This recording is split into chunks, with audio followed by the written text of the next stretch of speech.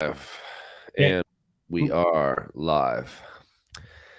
So NASA is, you know, trying to join the UFO game now and pretend like they haven't been searching this stuff all along, and that they're new to this, and that they're kind of joining the Avi Loeb, the safe scientific approach, publicly. When in reality, they have a long history of doing studies and doing advanced research, propulsion concepts, um, whole secret space program that's looked into things like field resonance propulsion going back to 1979. Um, and we've covered a lot of these types of propulsion reports and stuff before, but this looks like something I don't recall.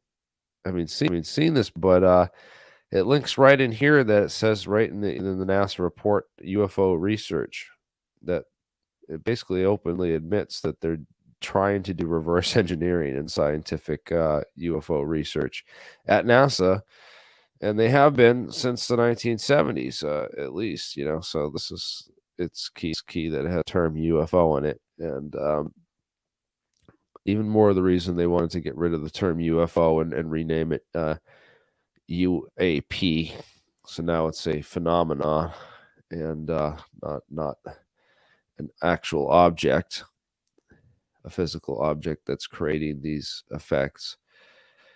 Um, which I think UFO distinguishable from UAP, because UAP can include, if it's aerial phenomena, it can include things like the northern lights, or ionospheric heating of discharging gas, and things that they can do, lasers like Hall vector lasers, where they can 3D project lasers and ionize gas plasmas, and do 3D dot matrix arrays in the air using The psyops and osmosis. the false flags, essentially. Well, yeah, all UFO. The difference between UFO and UAP is that UFO designates that these are objects. They're objects, which means that we can build, one of these that operates on similar physics.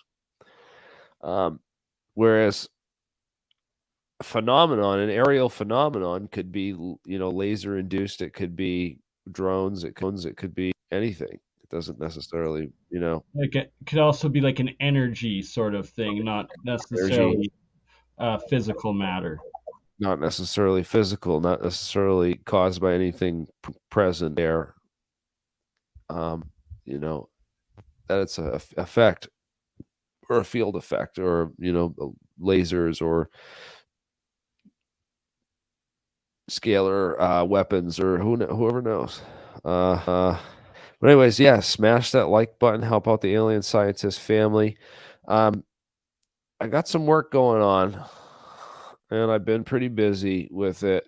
Uh, and I've actually paid a little over $2,000 out of my own pocket to start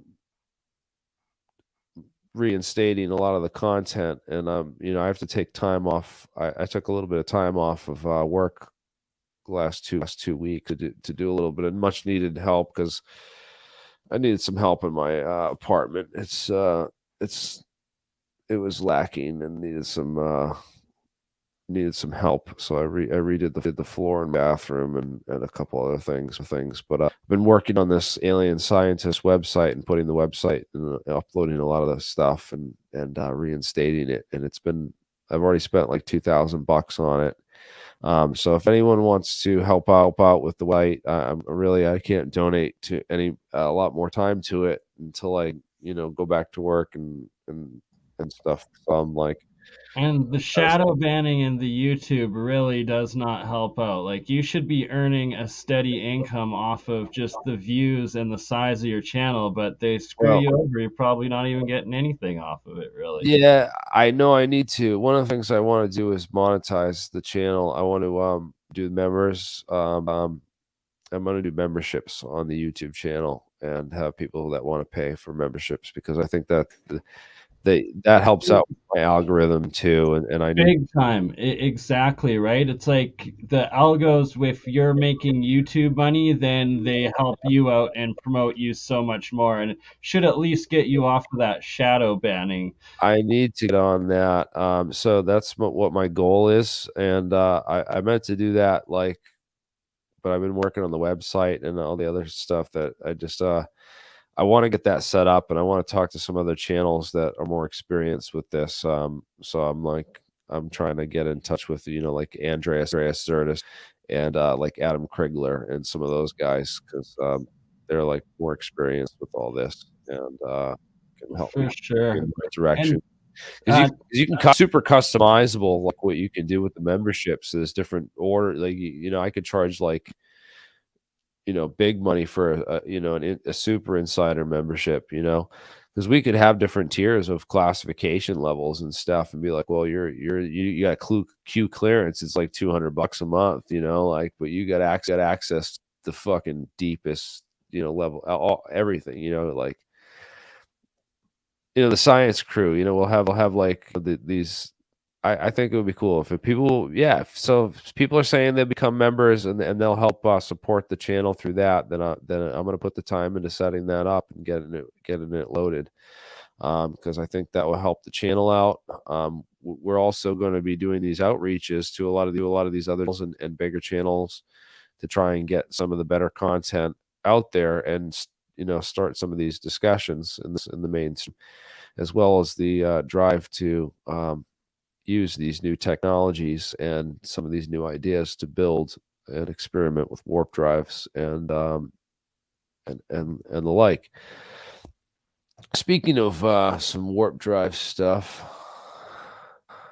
so sorry, before you go on there, how's the sound of everyone for Jeremy? Because it on my end, Jeremy, it sounds like it's like glitching or like skipping just a little bit. Like every third word you say, it does double for some reason. I'm not sure if that's on my end or if the speaker on yours. People in the you know chat. what what I think it is. It could be the cable. It could be the audio box that I'm using. It could also be this microphone. So I have to like. I want to get a second one of these microphones. I want to get a second one of these audio boxes, and that way I can kind of troubleshoot this kind of stuff too. And it's nice because I've taken this one on several trips now. And when they go through those airport scanners, Yeah, yeah, right. No doubt. the It's the just uh, the amplitude on those millimeter wave scanners at the airports can damage the field effect transistors and some circuit boards. yeah, and there's some pretty decent microphones even off of like on the webcams these days. The what the heck? The Logitech ones are pretty good, I've found. And yeah, definitely if you're available next Friday too, Jeremy, the night before the APEC on the 22nd, I've got a booking with Rex on Leak Project for APEC and everybody in the crew to come on. But Rex is extremely experienced in monetizing and getting the revenue and promotions within YouTube as well, which should help because it's ridiculous. I've never seen a channel like yours where since I found you 2 years ago, you were at 109,000 subscribers. 2 years later, exact same amount, 109,000. Huge boost. I went on Tim Pool because then I got some genuine influx in audience and stuff. But the thing is that some of the conversations and stuff, I think I don't know, people are ready for it or whatnot. It's not. It's just it might be a little bit too technical, some of it. And then we do like these 2 3 hours, and you're dealing with mainstream audience, which only has time or attention span for a couple like 5 10 minute videos, especially a segment on stuff, unless they're like super into physics or into this stuff, they're not going to be like. But the people that are there are a few, and they're like, and I get it. We get them all the time, and then they say like, so I was unsubscribed to your channel, and then I couldn't find it again. I don't know how I found your video, and then I forgot like what, and they forget what it's called, and like, so I get all these people that like discover me and then rediscover me, and then some people, and then some people like are like, yes, and then they'll go to a rabbit hole they find on here, too, because some of it is just like a lot of background knowledge, so that they Oh, dive. your top-notch research and like scientific, like Like frontier of here, technology and discovery, what you report in the world-class talent you'd how have you on to do. Yeah, I don't know what we're doing wrong as far as getting out to the bigger audience, because I know we've got some great people, but you tend to notice that it's a lot of the older people that work projects. They're retired. They've been retired 10, 15, 20 years now. A lot of these guys, and that's good because they're at that point in their career where they're realizing, hey, I worked on all this classified stuff, and now it's declassified, and I can talk about it, but no one wants to listen to me. No one cares, and it's security by obscurity, because these people feel like they're trapped in this little world, and then they start looking for stuff, and this is the mecca of I've tried to create it. We actually like got the people together, and we're like, listen, we're building the mecca of and of anti-gravity research, and it's clear, from the history now, more comes out that NASA, all these scientists are interested in this, dude. It's just like, it's like this closeted geek kind of thing. It's like, cow and spaceman from Toy Story battle. I don't know. Well, Pandora's box has now been opened with the Pentagon officially recognizing the UAP. Yeah, it is.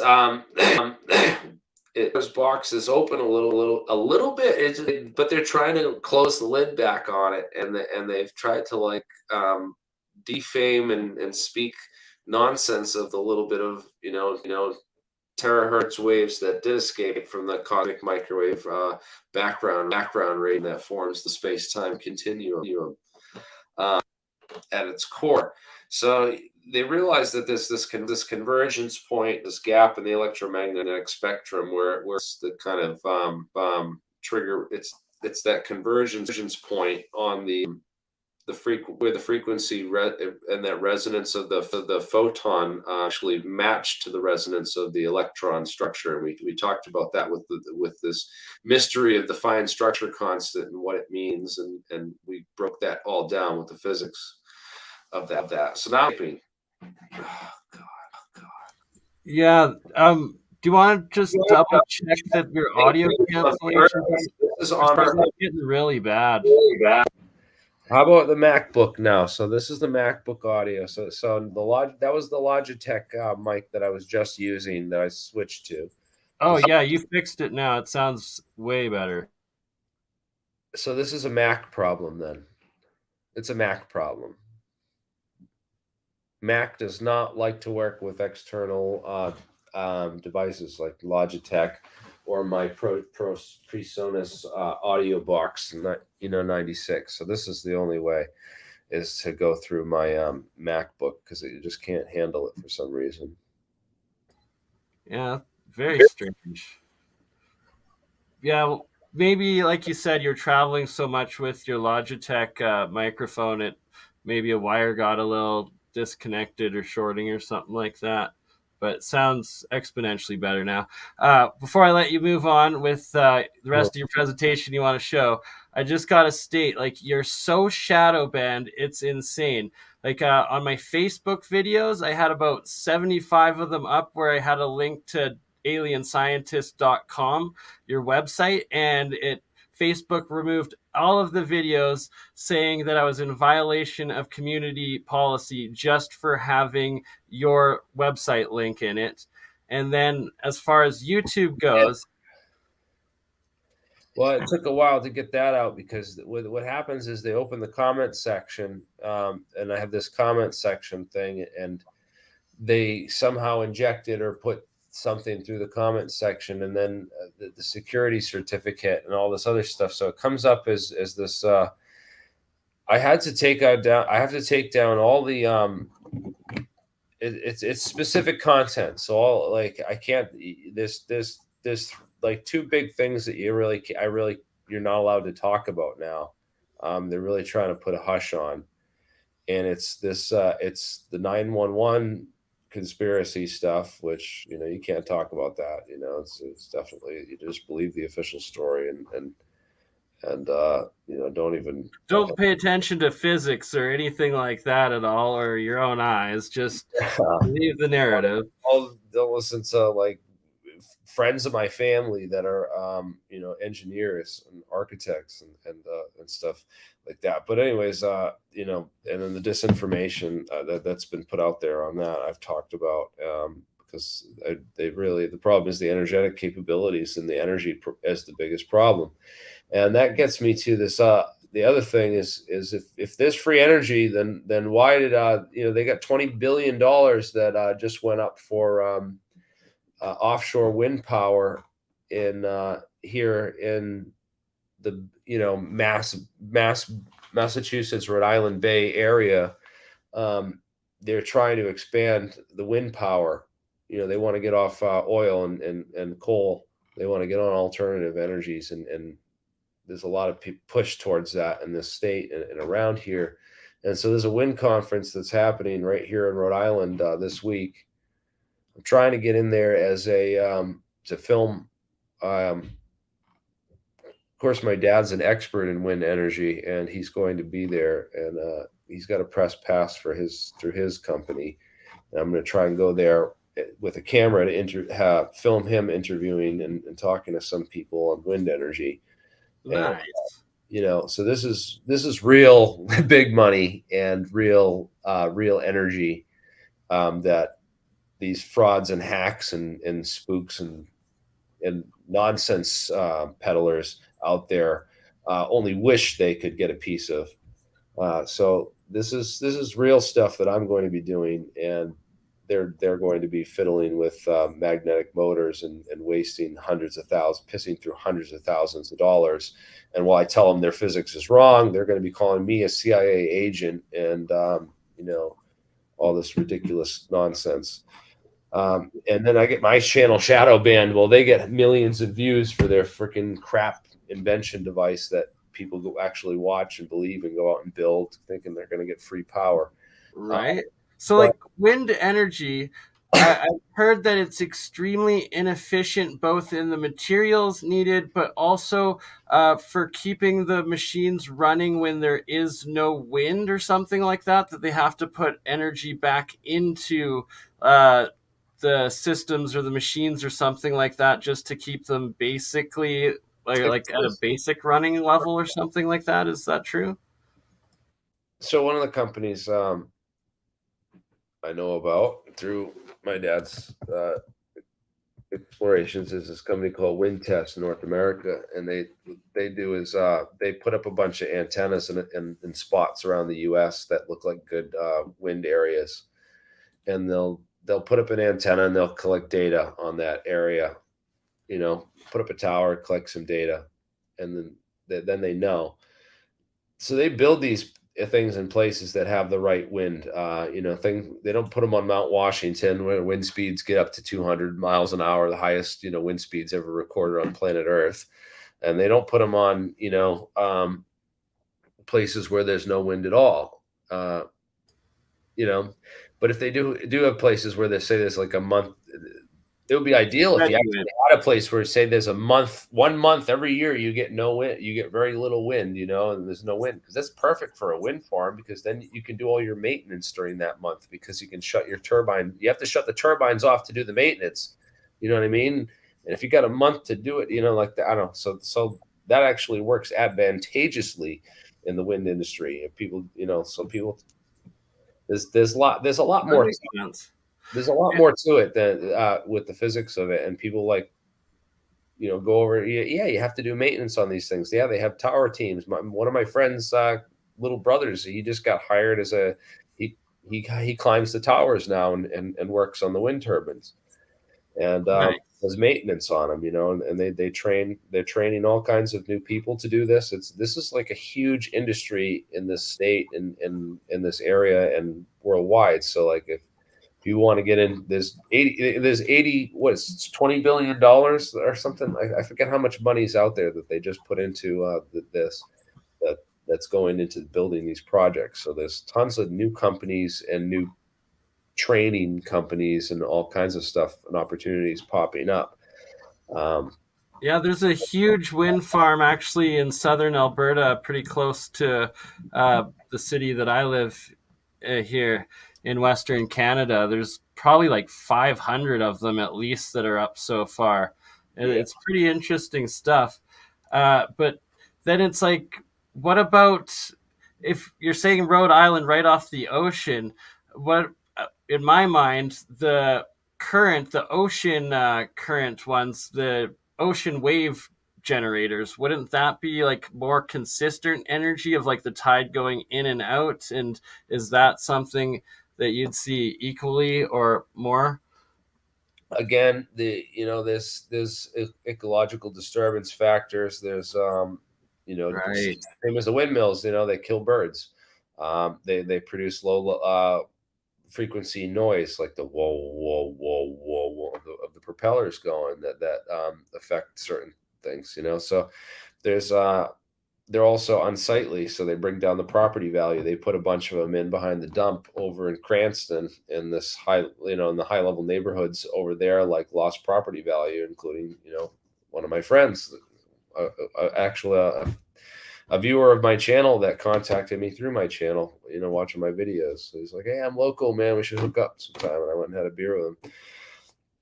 Was telling me about it. So the wind does have some drawbacks and setbacks and stuff, and that's kind of what the push is with this is that they want to put them offshore because they're far enough out at sea that they don't bother and bring down the property values and you know not in my backyard, right? Kind of idea. Right? It's like and no one complains until you're fracking or drilling in Flint, Michigan, and your water is like shit, and no one's there to help you, even though they took they ripped all the like natural resources and profit from your land and left you like with a toxic wasteland. Like Yeah. fracking. Or what happened in DuPont with Love Canal, Yeah. you know. Uh, No doubt. And yeah, that actually makes sense for the ecological sense of why the tide generators would be bad. Like, if you're worried about birds flying into a wind generator, imagine all the sea creatures getting chopped up by tidal blade generators. So I didn't even think of that. yeah, so there's environmental factors that we haven't considered, and the same kind of stuff that we're learning in hindsight that damn some of these things were useful, like I talk about that in my technologies presentation too with you know Philip Corso and the whole history of Teflon. He said that Teflon was one of these alien materials that was reverse engineered from aliens and stuff, but really in reality Teflon is a tetrafluoroethylene polymer, where they did experiments with these fluoroethylene polymers. And the guy who invented this stuff also invented the CFC Freon, which destroyed the ozone layer. So all these great chemical inventions had all these, side effects that we couldn't predict or see at the time, but we're like looking back in hindsight and saying, "Crap, we screwed up our environment and our world, to make a few bucks with some things that solved one, some chemicals that solved one problem but created another." And the PFAS thing that a lot of people don't even know about If you have old cookware or cookware that's broken or scratched and stuff, throw it out. And you have to be very careful about the manufacturer of your cookware and do some research. Make sure that it doesn't have a certain type of polyfluoroethylene alkali substance. The Uh, Teflon pots and pans is what you're talking about. yeah, That well, chemical within Teflon that. pans are giving everybody cancer, and they built 99 of us have PFAS in our blood and in our organs, in our kidneys, and in our our livers and stuff, thanks to these fucking pans. Because we eat food that's been cooked in these pans that have caused that like it's like great. They're great for non-stick. They make cleanup a fucking cinch, right? But guess what? You're better with fucking cast iron and a bunch of oil and You might as well be cooking with Agent Orange, essentially. you're just fucking poisoning your body and yourself. So like, yeah, certain types of them. They're not all of them have PFAS in them. Some of them are. Some of the plural. Some of them are virtually safe, but all of them like have stuff that leaks out, man. It's like it's nanotechnology. You're fucking with nanotechnology, and everything is entangled. So what you're cooking in is entangling to the egg that you're cooking, and then is affecting it, and everything has a cause and effect in your entire environment, which is the reason I had to rip out my bathroom and redo it. Because I literally tore out like 3 floors of fucking moldy, crappy shit. Ugh, right? But you'll This be feeling so much better, like the whole family within a week or so of like it. You'll just be breathing easier. It's crazy how that mold affects the lungs and the body. It's nuts for those that nanotechnology haven't is experienced. serious. Nanotechnology is very serious. It's powerful, and it's the next generation of what it's what we discovered at Roswell with these materials. It's what built how you build memory foil. You know, why did they build the memory foil? What was it used for? Well, there's some lots of debate and discussion about that.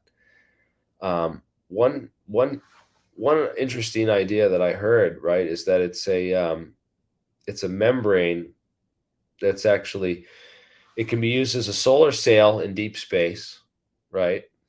Because it's reflective and you can just you can crumple it up and store tons of it, and then if you get out in deep space and there's not a lot of sunlight, you could just and then suddenly, all right, we're just magnified our, it's like your telescope just got a huge lens, and your optical capability just increased 1,000-fold. Um, Exponential, right? right. The other idea is that you keep it all crumpled up, and you can use it as a if it's nitinol wire and it's memory metal, then it's shape retention and stuff. So those excitation sites that normally cause cavitation and damage to the metal property will actually heal themselves, and they could use it as your cathode for your cold fusion, energy extraction from seawater. So you could just dip the whole thing in seawater and deuterate it from the natural deuterium that's in seawater, and start energizing and getting cold fusion from it.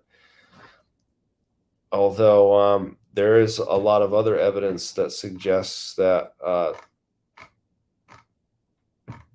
these ingots that these craft, like the Bob White artifact and that artifact from the 1940s CIC document, where the Navy saw a UFO drop a piece of hot metal or drop an object, and they went and actually recovered the object. Yeah, these metal inglet things are quite fascinating. There's apparently a few of them that have appeared over the years related to falling off of UFOs. I'm pretty sure there was another one in northern Canada or something like in the 60s that was also Yeah. recovered. So this is it's about 2 to 12 inches, so it's about 11 inches, so it's about a foot. Like this thing's about the size of a what would I say, like a very oversized yam. You know, well, he's got this one in his hands, but this one looks like it's about that big or bigger. But these I don't know, these things are curious, man, and it just like the whole thing is like cold fusion's real. We've got all the evidence of that. There's just one problem. It's like, how do we engineer it and actually get it to make usable energy and stuff? So if this thing's a core in the center of the craft that's just, fusing this metal, they're laser, I don't know, putting lasers on it or deuterating it or what have you. All you got to do is make enough heat to boil water, and you can create steam. You can build a power plant and everything around that. But maybe we're thinking in the wrong direction. Maybe there's other ways to get energy out of this that we haven't thought of or haven't figured out yet. Oh, 100%. And I'll actually show here in a little bit a reaction that Jeremiah was able to pull off last night and came on the end of my stream where I was showing him someone else doing it, and he replicated it in his lab, and it looks pretty sure that it's transmutations of through the electrolysis turning the hydrogen into helium. And he's been posting some comments about it in the chat right now. Jeremiah, we emailed you the link if you want to come on. It's pretty easy indeed. But Yeah, the check next, the email if you might have a link to come on. And not going to be doing an after party tonight. I mean, maybe a little one, but this whole thing about these terahertz waves is key. And I wanted to bring up another thing. Do you have anything else that you want to add real quick while I look this up? yeah, like terahertz is the nano technology size of energy and waves essentially, and like the resonant frequency wavelength of a lot of matter, it seems, from what I've been starting to understand with it. Um, Oh yeah, I'll let you do this part, and then right at the end, I'll show a clip of Jeremiah's reaction of the helium being produced in the electrolysis.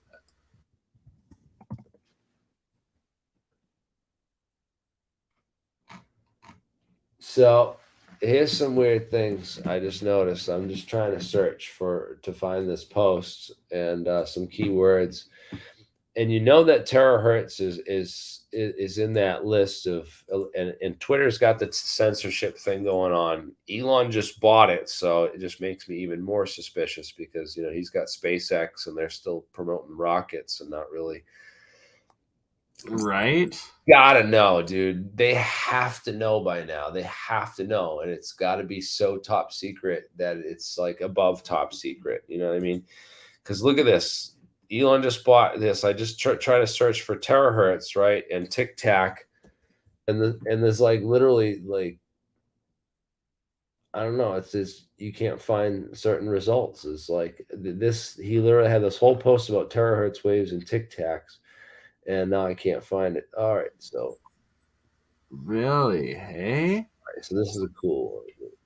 It's just like the classic I gotta get leading with the Brian left while Kelly doing everything with the right. He claims he's going in for free speech, but really he's going in to clamp down on all like the technological stuff that he's probably going to be using in his own companies.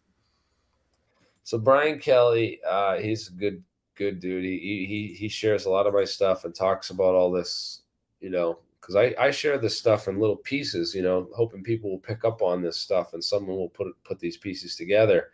And he's one of the few people on Twitter, on UFO Twitter and Twitter space that has put a lot of this stuff together and his own way and given me some really interesting insights into Oh no. how these craft are actually operating and generating the fabric of space-time and doing space-time metric engineering and actually physically producing space-time metrics around the craft that control and cause phase differentials and variable speed of light, cause this negative refractive index effects, and do a lot of this stuff without some of the ideas that we like I've tried to come up with.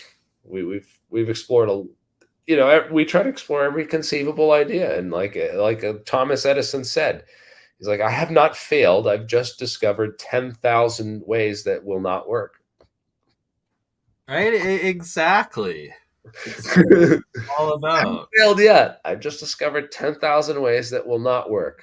And we can help everyone else avoid that, and start a community around this, so that, hey, the next Thomas Edison, we'll give Thomas Edison, even though Edison and Tesla, we like Tesla better than Edison.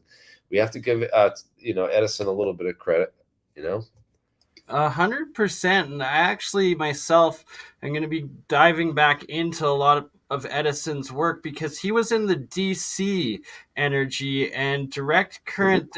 It seems that as far as like free energy and possible free energy, as well as the transmutations and cold fusion, it's all on the direct current electrical side. The static electric also connects into essentially Wilhelm Reich's orgone energy. It's all these types of direct current electrical energy fields and forms. Yes. So he talks about hot and cold photons. The ocean of space is jam packed, so the ocean of space, actually space is generated by these hot and cold photons. That's what space time is. It's this balance of this, and what I call hot and cold, cold is the one, everything that passes through, and hot is the stuff that, can stop and interact and has a probability of interacting, diffraction,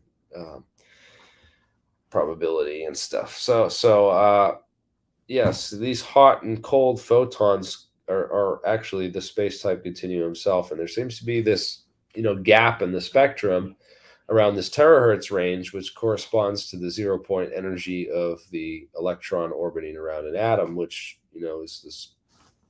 Most of atoms are empty space, but there's these spaces in the where these orbits take place that create these barriers, which create structure into the universe and give structure to matter. And basically, the whole structure of space-time, can be manipulated through the use of these terahertz waves, which are again, these are near field, not far field radiating. These are near field region waves, where you push the stuff out and warp it around, and you send these waves around the craft and then reabsorb them continuously in these patterns. And what that does is it creates these space-time distortions around the craft, which you can actually literally pull it yourself through space-time. And so we've posited a couple different ways we could actually engineer materials and surfaces that could do this.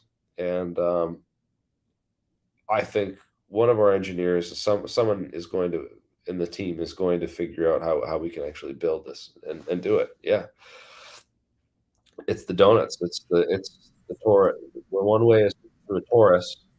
This shows this Tic Tac device with these antenna, apparently shoot these terahertz waves off that are near field waves that go around the craft and are reabsorbed.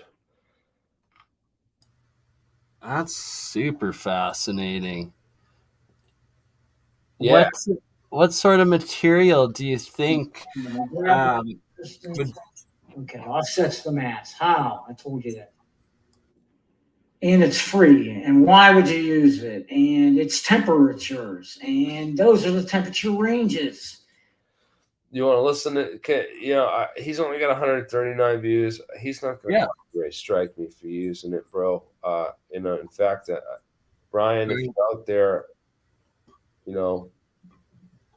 message me on Twitter, and I'll keep my DMs open. You can, and I'll send you. I'm gonna send you a link right now in your DM on Twitter. 100%.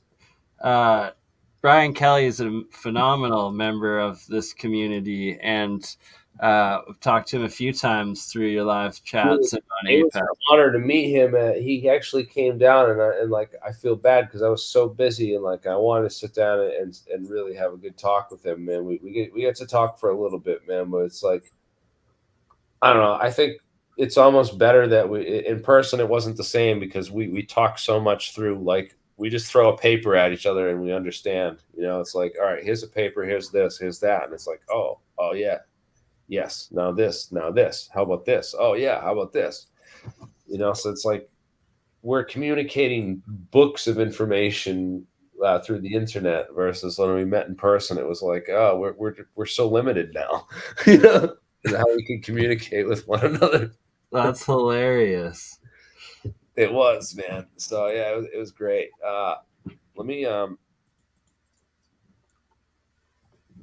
Yeah, Jeremiah said he'll be joining in here quickly soon within the next 5 minutes, so he'll be able to go over the cold fusion reaction that he got working. no, that's not the one.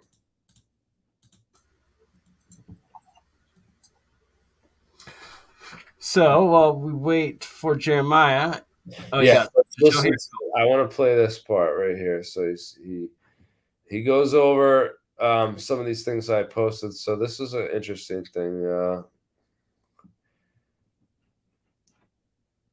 Coherent states, phase state, squeezed vacuum state, and this is the normal vacuum state. That's a squeezed vacuum state. And then there's a squeezed coherent state over here. Oh, this is useful as hell. Where do you get this graphic from? Oh my god.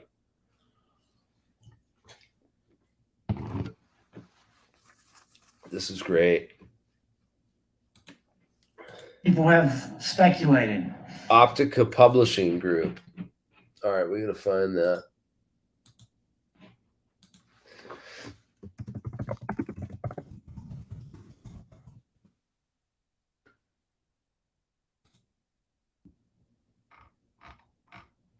I'm going to find this tweet. Oh, it's got to be back. They got so much good stuff on here. You guys won't be able to see it. Anyways, let's. The word's thrown around a lot. So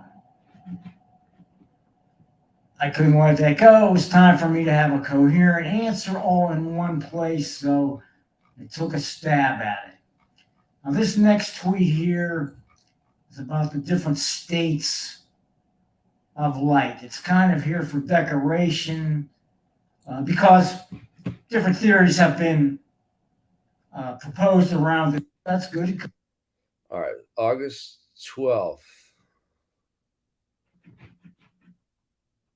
September, so August 12th, I got to go back to. All right, I'll find this. I'll post it in the live chat so people can get that image and download that image direct from that post and get a link to that. I wanted to go to this part. And if you're, independent, well, that's the kind of stuff, we'll be building spaceships of. You want a layer of that, then you want a layer of this. Until you perfect it. But to get started, you want that, because whatever that is, that's going to float around in space, absorb and emit. So you take it and you control what side it's coming in, what side it's going out, to control which way you want to go, in my opinion. Now, this is a little graphic I made to get interest. It goes too fast, so you have to keep looking at it. But I wanted to keep the photon-looking shape around the thing moving. It's a trade-off between, do you want speed or do you want the other thing? So anyway, take a look at that. Look at it 10 times. You'll be able to read the whole thing. I'll read along with it roughly a couple of times here. It basically says what we've gone over here today so far. I tried to practice this, and it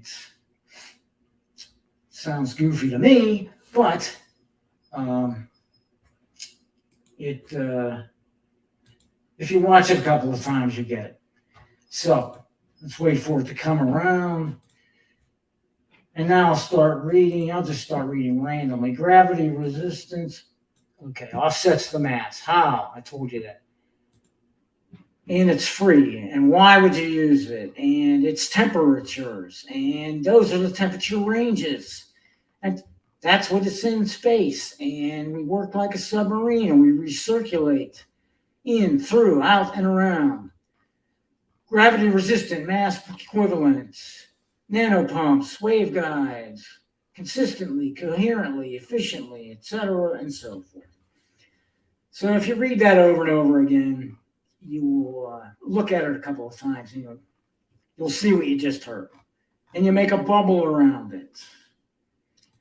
And if you're in a bubble of light, physicists, and you're controlling that with your mass, you're sitting in your chair controlling what you're in, and that light is not subject to gravity to the extent the mass is.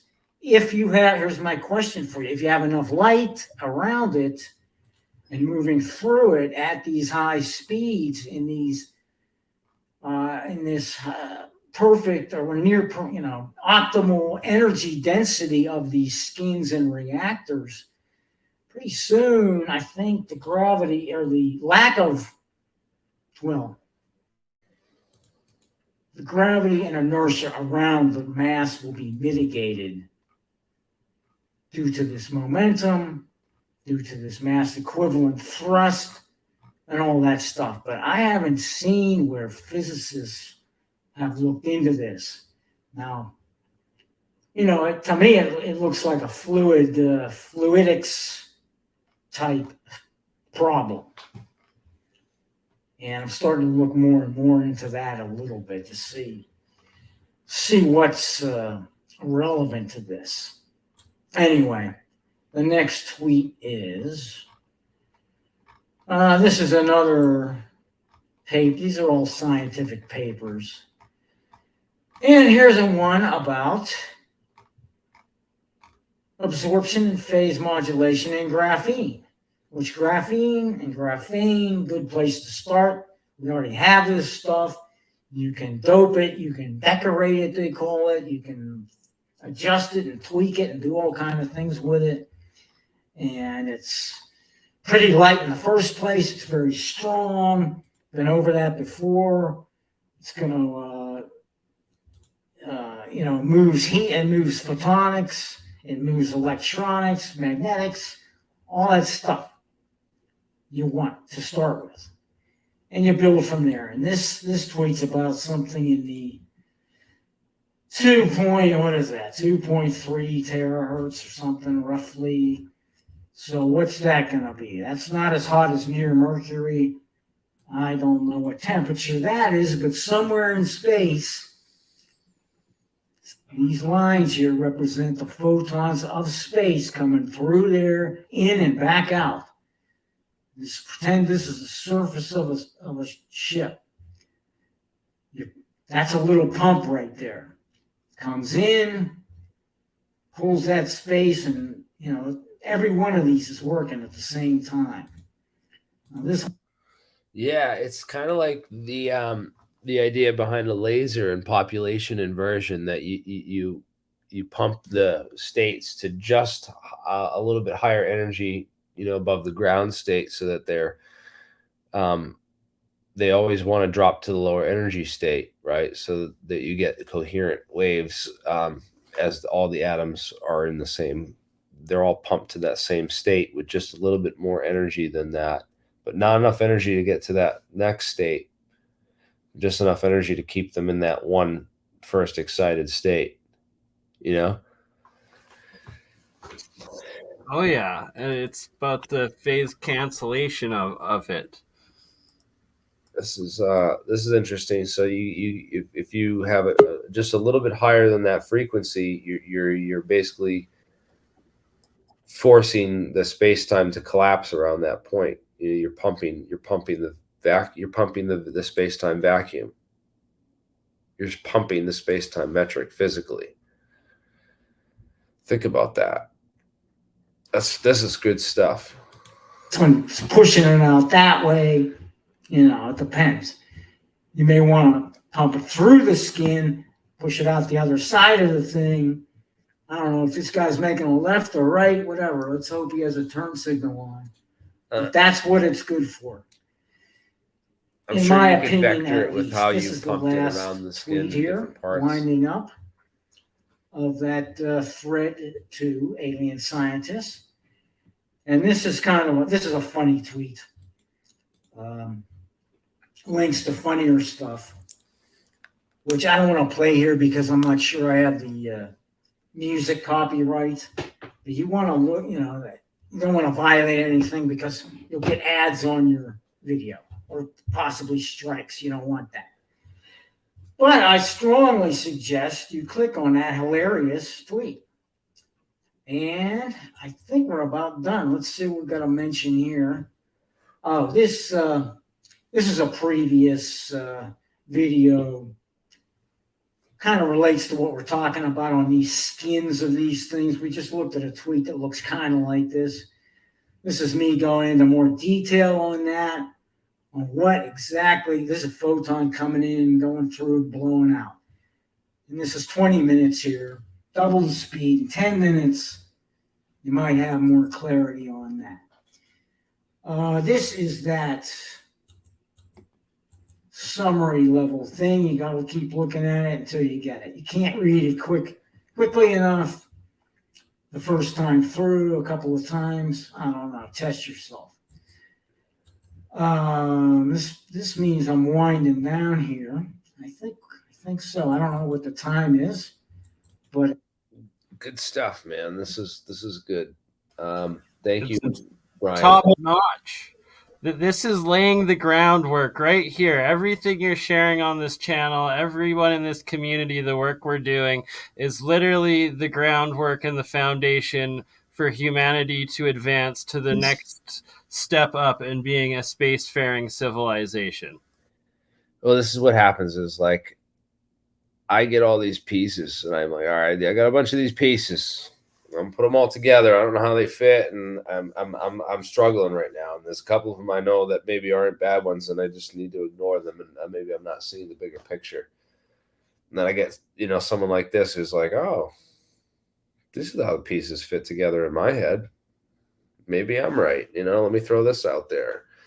And I'm like, oh God, this makes more sense than anything I've seen.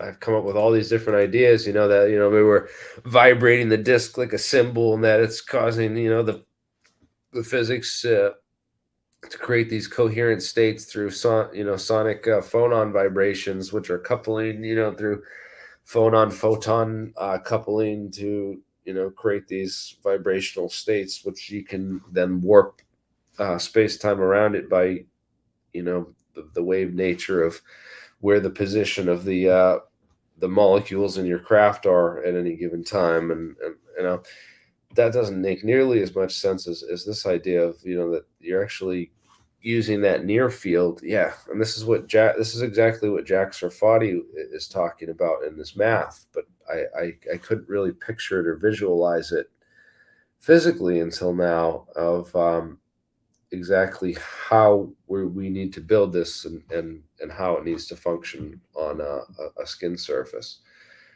Because now we get into the whole question of,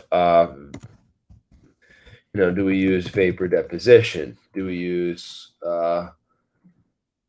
we could do PVD or CVD, chemical vapor deposition or physical vapor deposition. We could use cold spray, which is an interesting technology, So we have, plasma. We have detonation. Yeah. So, oh wait, I'm not sharing that screen. Hold up. Let me present where I can share all the screens. So we have, here's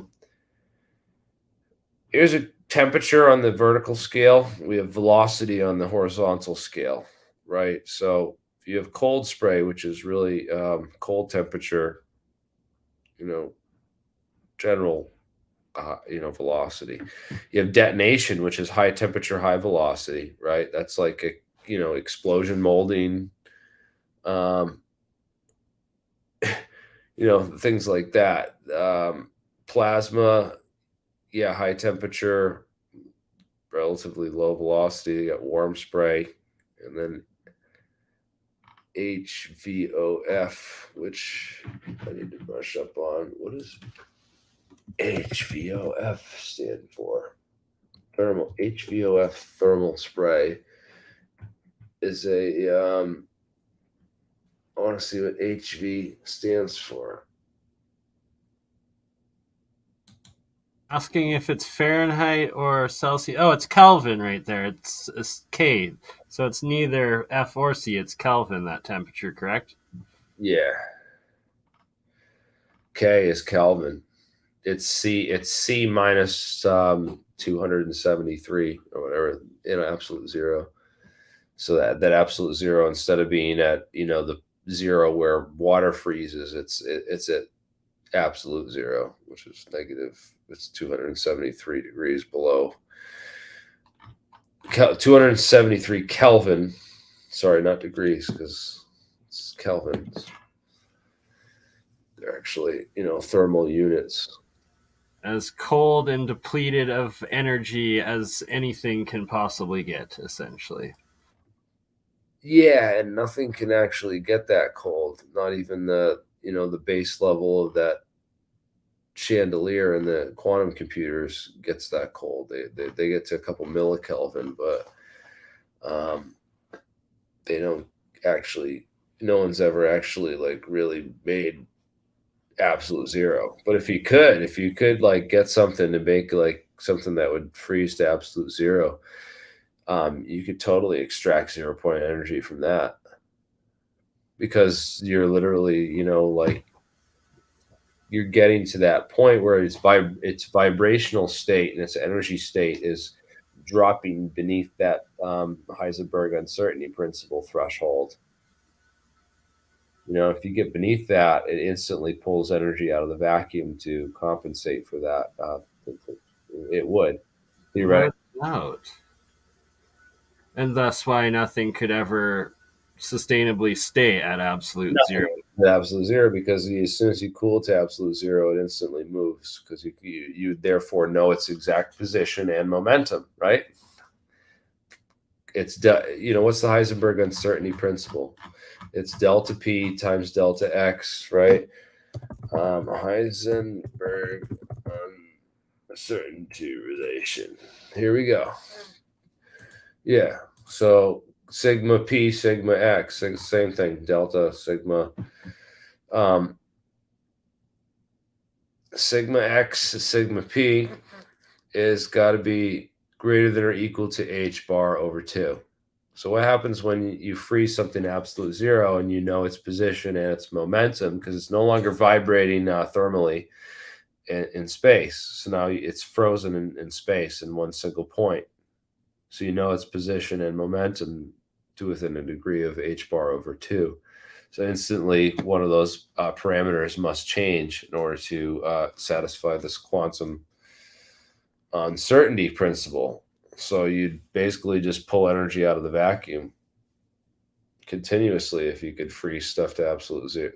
If you could freeze stuff, if you could even get like a quantum system where you have like all the electrons drop and stay in the stasis of this, in this limit where you knew their position and momentum, but it would be random. I don't know how you would extract energy out of that, because even if you had a linear, two-dimensional plate, that random motion could still be along the axis of the plate, so you wouldn't be able to get any extractable, waveform out of that. I don't know. Anyways, essentially like a type of geothermal, but what's Jeremiah? Jeremiah, get on here and yeah, he is. He's here. All right. Yeah. No. There we go. All right, so I figured it'd be more interesting instead of already having it running. It'd be more interesting if I just started the thing up cold, and that way you could kind of see the initial starting process, and then when it actually gets enough energy to start ionizing the hydrogen and the electrolyte, and if I can get it to go from orange to white, then we can actually see it producing helium-3. It's a little tricky to get it there. I don't have enough power being pumped into it right now, but I have a CT wrapped around one of the limiting leads, so I powered it up now. You can probably hear it gurgling. And the yellow scope trace there. I'm gonna go ahead and shut off channel 2 because we don't need that. No, so let's talk about your cathode and your jar. Oh yeah, let me unplug that real quick. I guess I'll show you what's inside of that. Yeah, we'll do that. Let me do that. Okay, so this entire rig is like incredibly simple. I mean, like ridiculously simple. So here it is.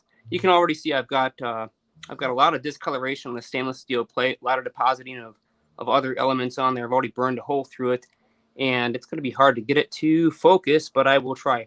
Did you weld that to the? There we go. So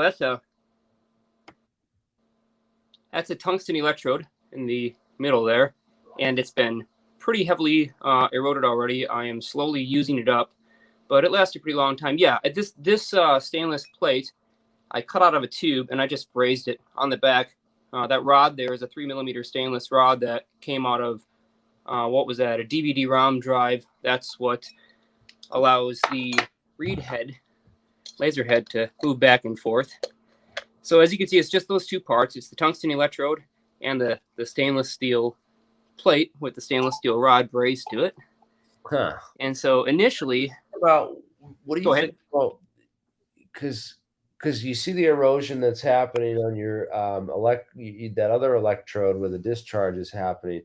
It looks like in their experiments with those objects or those materials that they're like using the reverse. So like you'd have a tungsten cavity with the other thing being the electrode, where that's where it's creating this corrosion. I don't know if this. Yeah, in this case, I've found through my experiments on it that it's always the anode side that is decaying and eroding away, and then the cathode side seems to actually have condensate and matter added to it. Yeah, you're right, Bernie. That is what normally happens. That's definitely what normally happens. In this case, the cathode is the tungsten electrode, and it's what's eroding away.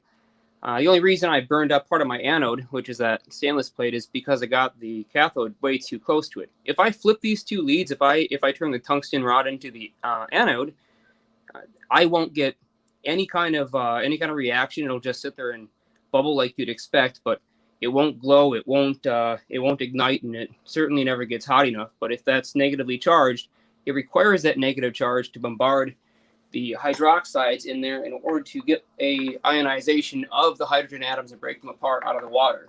And it's that electromotive force that's present on the surface of the cathode that allows us to basically push the electrons right off and pull the nuclei of the hydrogen in the water towards the cathode, at which point it's basically exposed to an extremely high temperature of about 2,000 degrees, and we'll see that in just a second. So actually, I can go ahead and I can plug it in now, because it's going to take about 30 to 45 seconds to ramp up, but you'll definitely see it when it first starts up.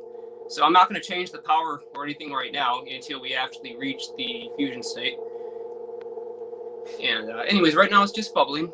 It's got to build up enough of a temperature where we start to get easy ionization due to the increased Brownian motion.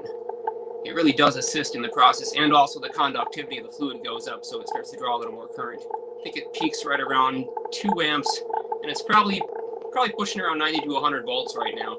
But ideally, what I'm going to do is push it up to about 160 volts and run it at about 4 amps. At that point, instead of having plasma around the cathode just sort of jumping all around randomly and erratically, I can surround the entire cathode exposed lead in an entire plasma bubble. See that flash? So that's the thing trying to start up. Whoa! So we just gotta wait for it. It's gonna be really sporadic and misbehaving like this for a while until it really gets going. And we can already see we're getting some feedback on the scope here.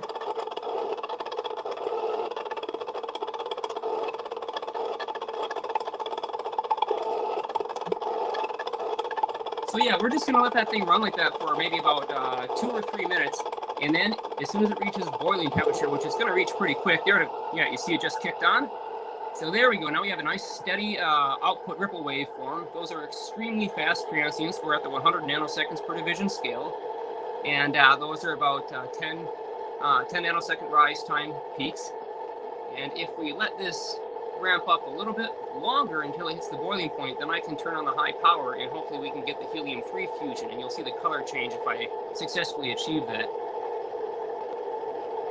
Well, just remember that was basically built in an evening. I built it last night on Bernie's show, and then I decided to stick it in a jar in the morning, and I've just been kind of playing with it for fun. But it's so easy, right? It literally took me 30 minutes to initially put it together, and it took me about another 3 hours to screw with it and make that nice stainless anode. Yes, I do have a Geiger counter, but it's mostly alpha emissions, so it's not really getting it out of the water. I do get a couple of clicks, but until I hit that helium-3 fusion stage... No, turn your light off. I want to see just this thing with no background light. You want to what? Turn the background light in your room off. I want to just see this thing run. Turn it off? Yeah. Yeah, I'm sorry, because this thing is stupidly loud. Let me see if I can turn my volume up so I can hear you better. All right, I'll shut that off. He was just asking for your the room light to be off. Yeah, you got it. Oh, look at that. Sure wish I could like zoom in on it. I know. But it gives me no control over that. I wonder, like, can you set up a RF scan just to see what other frequencies it's giving and get it off? Jeez, I'll tell you what. I'm gonna mute this thing so that I can actually listen to you delayed on the computer, because I can't hear anything. This thing is surprisingly loud. It's like a little jet engine. I don't know if it's coming through, but like it's so freaking loud that my cell phone cannot produce enough sound to hear you guys. All right, we're starting to reach a reasonably high temperature here. We're seeing that we have water boiling at the center, and let me see if I can show it. It's probably not there yet, but yeah, I can show it. So we've got we actually have a lot of steam rising off. It's just difficult to see, and it's nowhere near fully ramped up. The boiling point of this solution, because it's extremely alkaline and very saturated, it's about 212 is normal for water. This boils at about 270. So it's pretty freaking hot. Okay, I'm gonna see if I can crank the power up and maybe get a reaction out of it. Oh, did I disconnect that? Dang. Yeah, it's not pulling any more power. I just basically pulled the limiter off, but it's just not pulling over 2 amps right now. So I'm going to have to increase the voltage, and I'm just stuck with what I have right now for my power supply until I bring in the big guns. And what was the electrolyte that you were using in this reaction that gives off the yellow as opposed to the potassium that does more of the blue-purple? Yeah, in this case, last night I was playing with a much brighter orange reaction, which was a sodium hydroxide. And in this case, this is sodium bicarbonate, and we can see some of that carbon floating on the surface mixed with calcium hydroxide, and that's where I'm getting my hydroxides from. So those two things together, we're changing it from totally 100% orange sodium glow to a slightly more yellowish, but it shows up just the same. Okay, yeah, now it's really crackling. In fact, this whole jar is like vibrating. The thing shakes pretty hard, and it's reaching, yeah, that's probably reaching about 230 degrees already. I've got to get another thermometer. I popped my last one playing around with this, so I wish I could show you how fast the temperature goes up and how little power is actually going into this. It looks like I'm pumping a lot of energy into it, but I'm not. That's the crazy part. So now the next step is to hook up a steam turbine to all that steam that's being produced off the top of there. Oh yeah, and now we're reaching a pretty good boil, so let me see if I can show this again. Yeah, link it up to a generator and see if we can actually get excess power out of that. I was thinking about that too. You know, I'd love to find some kind of fairly large off-the-shelf Stirling engine, or little like steam boiler turbine thing, and just bypass that, stick this straight on it. I would really love to see what I could get for efficiency, because some of those BLDs. That's what they did at MIT, dude. I'll have to send you the videos of what they did. They have this. They had their thing running an experiment. Check this out too. I'll show you this. If I unplug it, you'll see it close for just a second. So I'm gonna unplug it. Yeah, you see how it kind of persists for a bit? So there's a bit of energy. There's still a bit of energy flowing into that thing. The reaction stays going for a moment after the power gets cut, which is also pretty darn cool. And it's the arc reaction, the plasma arc energy, that enables the cold fusion aspect and the transmutation of the hydrogen into the helium. And for more detailed information on cold fusion, or the transmutations in cold fusion that happens through this plasma, it's Bob Greenyer's research and work that really goes into the details of it and explaining it all. I guess I could try to do this, which I should probably do at least for fun. Probably end up wrecking my electrodes more, but let me see if I can turn the angles on these and actually get it to go into the H3 state with the current limited power. And what I've got to do is get these electrodes close enough where basically they're going to start destroying my cathode, but not that it really matters that much. It's just the spacing is finicky. Okay, let's see. What am I at right there? I really need to get that electrode super close. I also made a post on coldfusionnow.org. I was there we go. Doing a lot of work with them before, so they know a lot about cold fusion. So definitely check out them, and also check out the. All right, there we go. So I've got those electrodes really close. This may or may not work. I'm going to give it a try.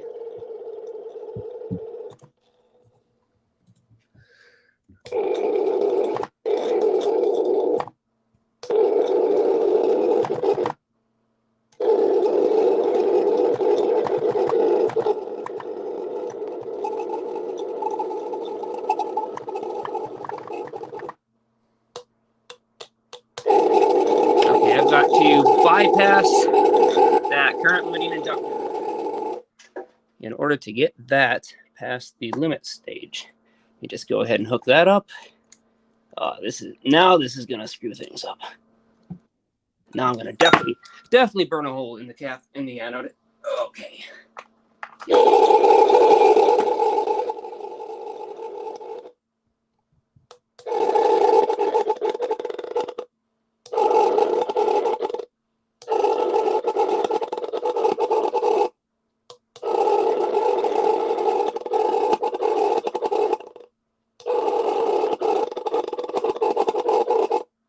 Yeah, I can't keep it going. I just don't have as soon as it starts to pull the extra power from the H3 production, you can see it turn bright blue, and that color change and that really loud snapping. I need to continuously reach the 6 times extra energy requirement input and keep it there. Otherwise, the plasma collapses around the thing, and then it just stops the reaction. So that's a bit of a pain, but I will be upgrading it probably in the next 2 days or so. And I'll be pushing it all the way up to that point where I can sustain the H3 reaction. Any questions about it?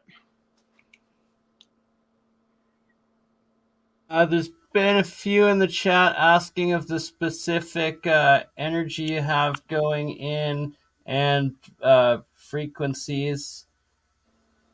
Yes, energy going in is rectified mains.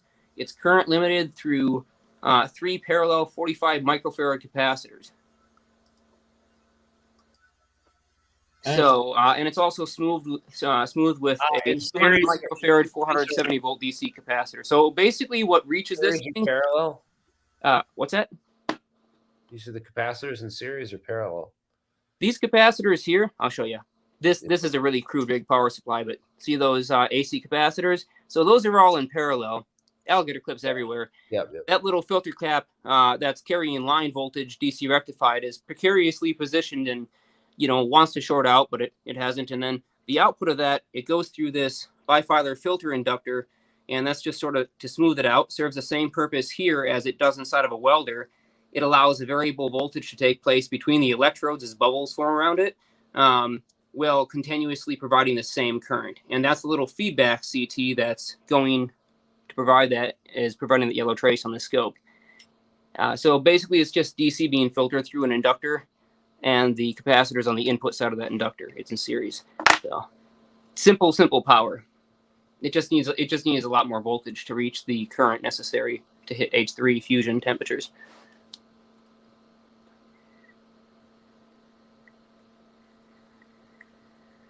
Right on. Yeah, I want to put you in touch with some of the dude. We got to up the game, man. I've been to all these like UFO conferences, and I'm pretty much done with all the UFO and the UFO scene and all that. I don't think I'm going to go to UFO conferences anymore. I want to go to science conferences. We need to like get the scientific community up to speed with this, and like get a new generation of scientists like trained on all these technologies, because this is the future. And right, it needs to get out there. Big time. And it's so stupidly easy. Like, okay, let's say it's not fusion. At least explain where all this extra heat is coming from. Right. You can easily calculate the amount of joules it takes to heat up X volume of water. And so we have other things in that water as well. So there is a bit of a complexity trying to calculate out what the percentage of those things. It's 20% by weight, roughly about 20% by weight of electrolyte. So that does obviously affect the thermal requirements. But all those chemicals, every single one of them, they also have their specifications known. So yeah, I can calculate out exactly what the temperature rise is in joules, and measure exactly what I'm putting into that thing.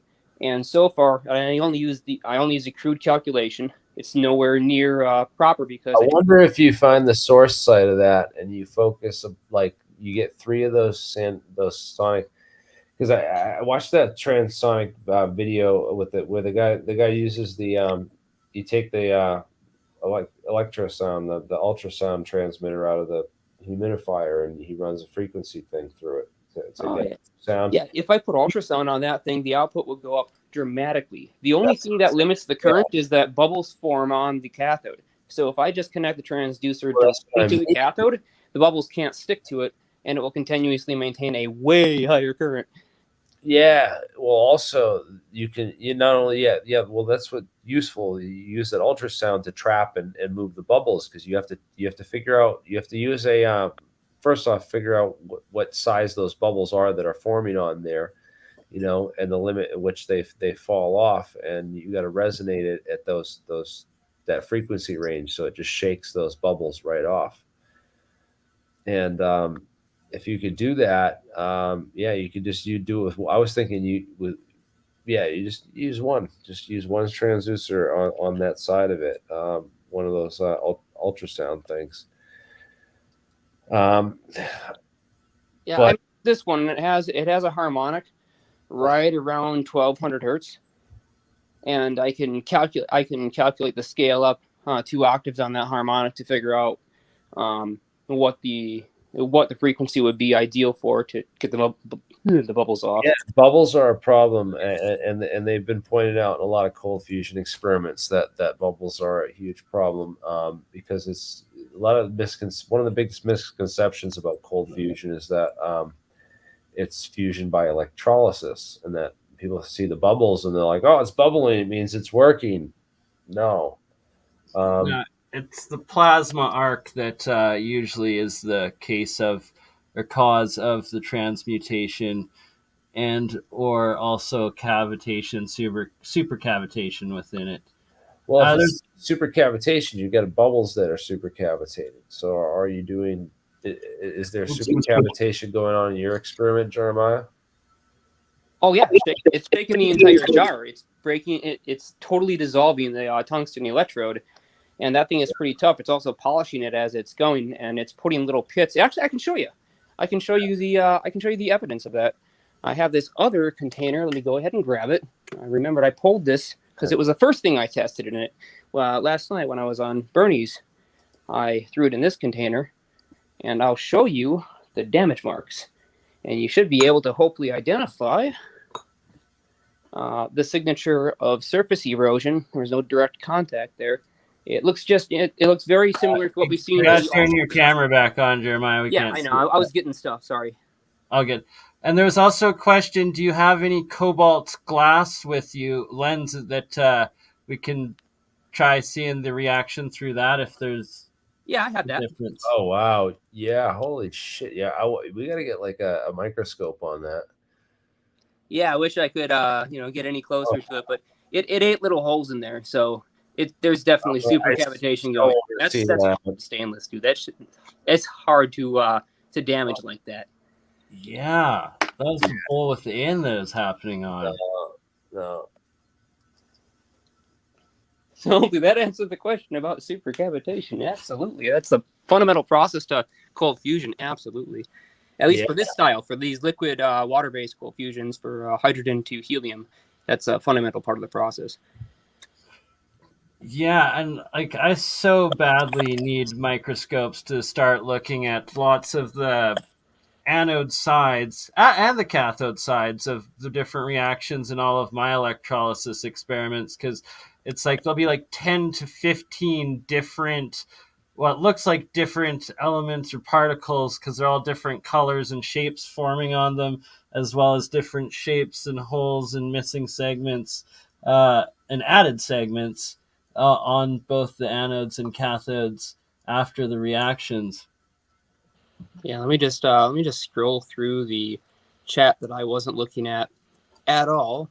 Yeah, Jeremiah, go to the starred comment parts if you have that option. I starred a bunch of the questions for you. Yes. I don't know if I don't think I have that option. Have you thrown a laser temperature gauge on that plasma and measured its temperature at all, or any way to measure the temperature? Yeah, the what they call laser thermometers operate right around the 2 micrometer range. They don't the emissivity settings and the emissivity settings don't work for measuring the temperature of liquids like water at all, and they also don't work by measuring glass. You really need like a good black body source to get an accurate measurement on that. And mine is one of the early Raytex, and it doesn't have variable settings to compensate for the type of material being measured. So that would be useless to me. But yeah, I have stuck a probe in there and already destroyed it, unfortunately. Yeah, because I'd be curious to find. It goes up fast. I mean, it's they say that the hot fusion takes place like hundreds of millions of degrees, but if we're doing cold fusion, we might be able to, it doesn't mean that it's so cold that it can't boil water. It's just a low energy plasma, and you're super cavitating it. So it actually what happens in supercavitation bubble is you have PV equals nRT, right? It's just ideal gas law. And what's the limit as V goes to 0? Your volume, right? Yeah, and it's I can tell you the temperature of the plasma on the tungsten cathode, because it's polishing the surface. I know that it's partially melting it. So you know that at points it is reaching the melting temperature of tungsten. Yeah, well, that's exactly what happened. I mean, you smash that volume down to 0 with ideal gas law, you're going to get temperature spikes of hundreds of millions of degrees locally at that very small point. Yeah, what was Murray saying? Didn't he say it got like to 10,000 degrees plus or something on those lines? And Ken Shoulders was looking at it punched straight through like solid pieces of steel and other metals. It melt right through them. I mean, the temperatures are extraordinarily high when you get a proper like toroidal gas bubble that collapses back in on itself and forms that solid state of water. Yeah, that water crystal in the center that then spikes through anything. The kinetic energy from the entire collapsing bubble is basically put into probably less than, say, 10,000 atoms or so, or 10,000 molecules of water. So I'm sorry, and they link up because they're under such electrical stress and accelerating so fast to actually form a hard state of water, almost as a frozen crystal, but it's really hot, and it just blasts through everything. I actually tested the concept. I have that same device, so what we're looking at there, I have a distilled water version of that where there's a little chamber, a little brass chamber. It has a total volume inside to hold a maximum of 10 drops, and it has a little tungsten electrode that comes up through it. I pulled from a spark plug, and that's it. Then there's just there's about a 2-inch long barrel on it, and it perfectly fits a pellet from a pellet gun. And it gets bumped with a whole bunch of slow electrolytics, and I load it with 2 drops of water, exactly 2 drops of water. Now, when I light that thing off, the explosion is so huge that the pellet will go straight through 6 layers of cardboard and reach approximately 270 feet per second, which is not too bad considering that we're just basically blowing up 2 drops of water with electricity. And it's crazy. You get a bright white flash shooting out of the end of that thing, and a burst of steam. Even just the steam alone with no pellet in there will still blow through 3 layers of cardboard, no problem, and leave little holes in wood.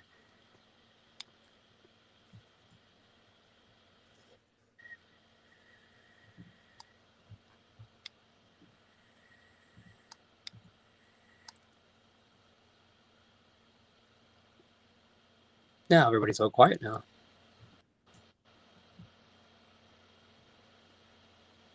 Did I say too much? I'm just looking at all this. I really some of the reading I got to get into is this guy Robert Dick from Moray King. I'm sorry. Thank you, Anthony. What the heck was I saying? died in 1997, and he was a professor of science at Princeton University, and the Albert Einstein Professor of Science. Yes, VSL and the variable refractive index. Absolutely critical for the next stage in human advancement of science. Yeah, this guy had it nailed down, man. He had a lot of theories that turned out to be right. He predicted the cosmic microwave background radiation and all that. So I don't know, look into his stuff, and I'm tired.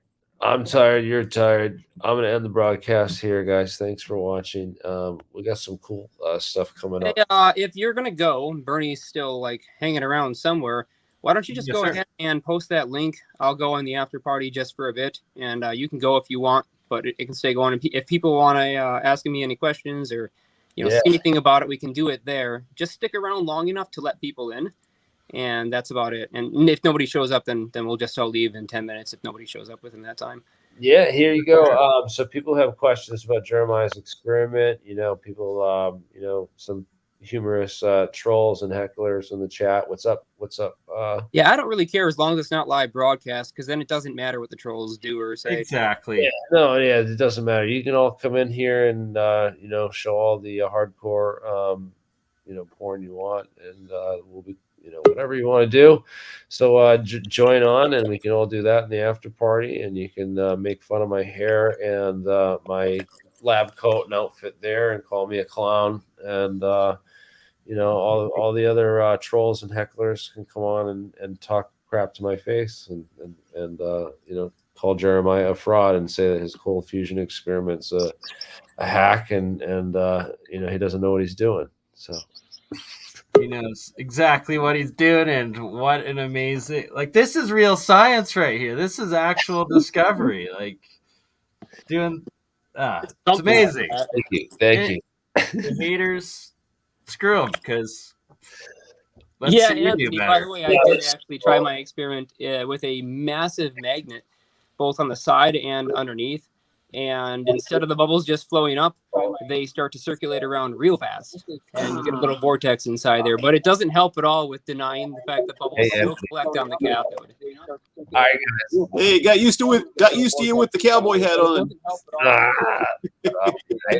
cool. Wear a lot of hats, but I actually have hair under here. What the hell? Cool. Wear a lot of hats, but I actually have hair under here. Okay. With the echo. All right, thank you. We're all joining in. There's tons of people here. There we go.